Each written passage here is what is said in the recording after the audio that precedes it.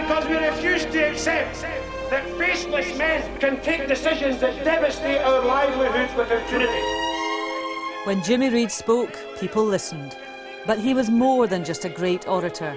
He was a man whose inspirational leadership and steely determination touched the lives of thousands of Glasgow shipbuilders. Reid's ideals were forged in the shadows of the shipyards, here on the streets of Govan.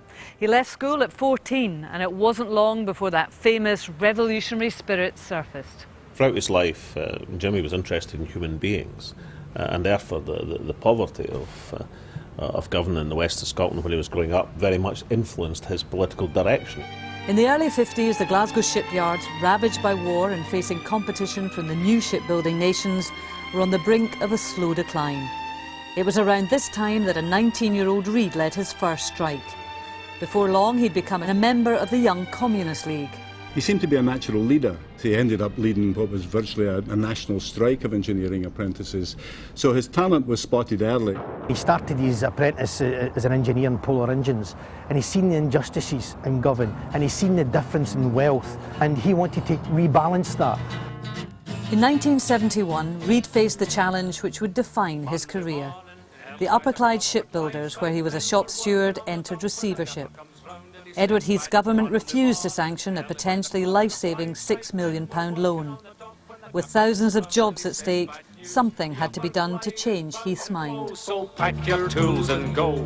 But Reid's answer wasn't to down tools or even to march and protest. It was to gather the workers and ask them to do one simple thing: continue to work.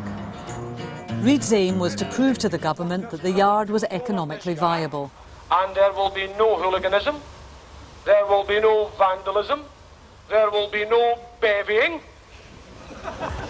because the world is watching us. The workers in the Upper Clyde shipyards were very determined, and a lot of that was down to Jimmy's amazing powers of communication and leadership. It was a truly inspirational move. This carried support across society.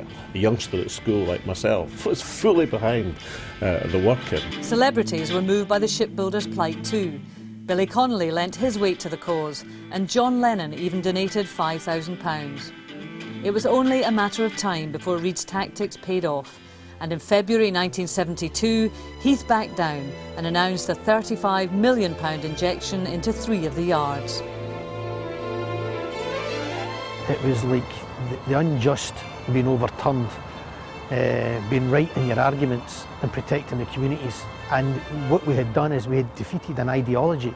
There's no doubt that every single person who's worked in the shipyards owes their job to Jimmy Reid and his colleagues.